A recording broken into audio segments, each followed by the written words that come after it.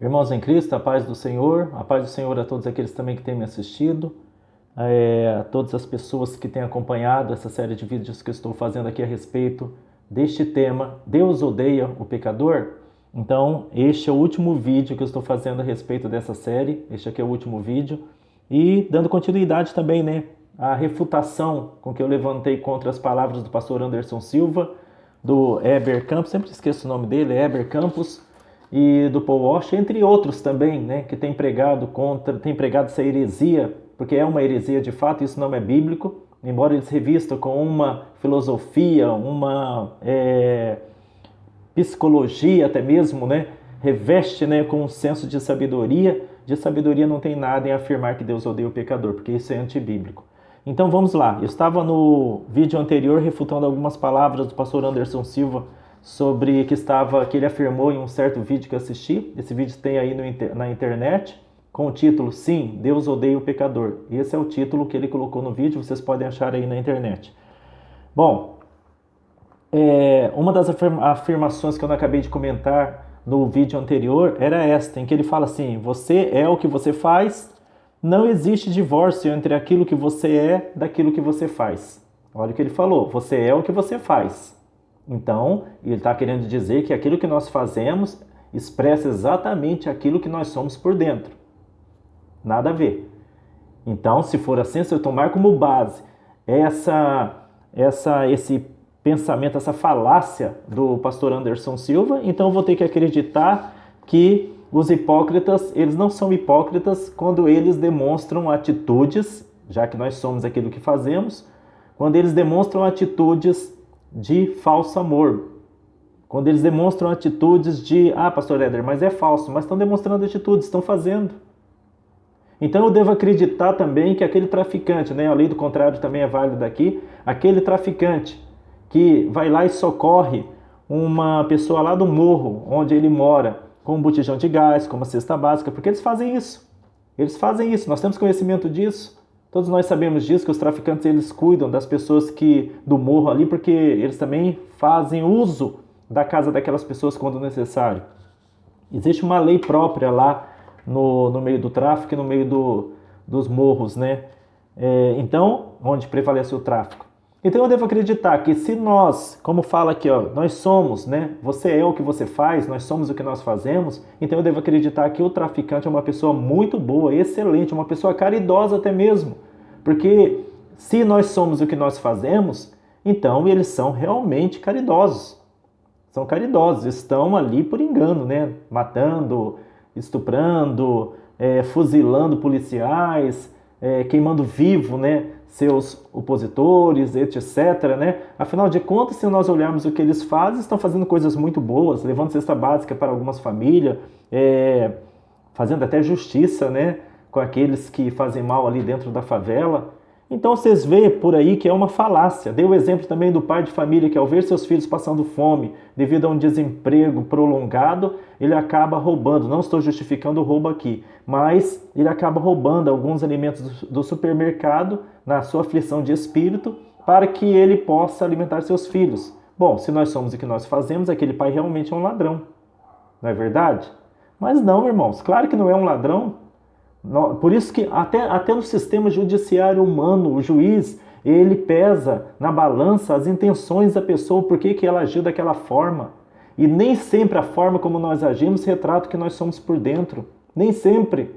Então pode vocês verem aqui com clareza que é uma verdadeira falácia esse ensinamento aí que o pastor Anderson Silva manifestou naquele vídeo dele. Então ele fala que ninguém pode, né, ser divorciado de suas razões. É engraçado que essas pessoas eles revestem, né, com uma filosofia bonita, né, constroem palavras bonitas para apoiar, para tornar mais digestível, né, digerível, aliás, possível, aquilo que eles vão colocar goela abaixo na mente das pessoas. Então eles falam, né, ninguém pode ser divorciado de suas ações. Como sermos dissociados de nossas ações. Então, já mostrei para vocês a contradição dessa suposta sabedoria do pastor Anderson Silva. Quero deixar claro aqui que não estou contra o pastor Anderson Silva, mas não posso tolerar também tamanha aberração teológica que ele tem ensinado e propagado, porque muitas pessoas têm acreditado nisso. Ele mesmo cai em contradição falando assim no vídeo, né, em uma parte, onde ele fala assim que nós não devemos tentar equacionar o nosso ódio com o ódio de Deus. Bonitinho, né? Essa construção. E outra coisa que ele fala aqui, bom, nessa questão de equacionar o nosso ódio com o ódio de Deus, ou seja, levar para o mesmo patamar, é isso que ele quis dizer, ele mesmo cai em contradição, porque ele está fazendo isso. Ele está atribuindo a Deus atributos humanos, colocando em Deus atributos humanos, como se Deus fosse um ser humano. Outra coisa que ele falou aqui, que sim, Deus, essa aqui, infelizmente, né, a maioria dos calvinistas pregam, né, que Deus criou o mal. Vou deixar isso por conta de vocês que estão me assistindo aqui.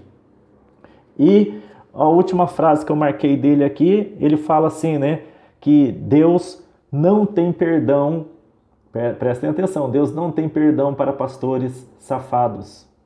Deus não tem perdão para pastores safados. Até onde eu sei, dentro da Bíblia Sagrada, uma vez que o ser humano, não importa o erro que ele cometa, ele encontra arrependimento no coração, ele se arrepende diante de Deus, vai ter sim perdão diante de Deus. Não tem perdão se a pessoa quiser permanecer no pecado, na safadeza. Aí não tem perdão mesmo para tais pastores. Mas, se formos levar isso à ponta de faca, como ele passa a ideia de que ele não acredita no perdão para pastores safados, não há perdão para o pastor Anderson Silva também. Não que ele seja safado, ele não é safado. Até onde eu sei, ele não é safado. Mas não há perdão no sentido de que ele também comete outros pecados. Ele não é uma pessoa safada, né, até onde eu sei, mas ele também comete outros pecados. Como eu cometo pecados por pensamentos, às vezes por atos, temos que nos arrepender. Quem que não peca? Quem que não peca? Ele mesmo se colocando como juiz, como ele tem se colocado como juiz na casa de Deus, julgando um pastor aqui, outro aqui. Ele falando isso, ele está julgando também os pastores safados, né, como ele fala. Ele está se colocando como juiz na casa de Deus. Diante disso, ele não vai sofrer também condenação? Claro que vai sofrer condenação, julgamento, se ele não se arrepender desse julgamento e desse farisaísmo.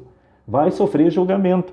Então, igreja, e a igreja, né, mania de chamar as pessoas de igreja, irmãos, né, isso é ridículo, esse pensamento é ridículo. E eu tenho aqui também do pastor Paul Washer, pastor norte-americano, onde ele fala assim que Deus é um Deus que odeia. Bonito isso, né, essa frase, Deus é um Deus que odeia. Mais uma vez, eles reportando ao Salmo 5 e ao Salmo 11, né, dizendo, porque lá está escrito que Deus odeia todo aquele que pratica maldade e iniquidade, Deus odeia o ímpio. Eles não entenderam ainda o sentido desse ódio, mas eu já expliquei muito bem o sentido dessa palavra ódio, porque a língua humana é pobre, como eu expliquei já no primeiro vídeo desta série aqui, o sentido da palavra ódio.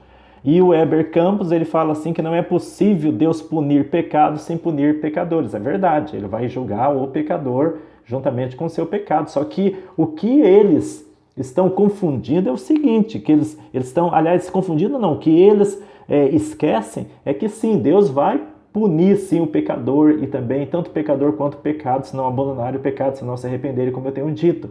Mas eles esquecem do fato de que Deus, quando Deus fala que vai punir o pecador, isso não indica que Deus os odeia.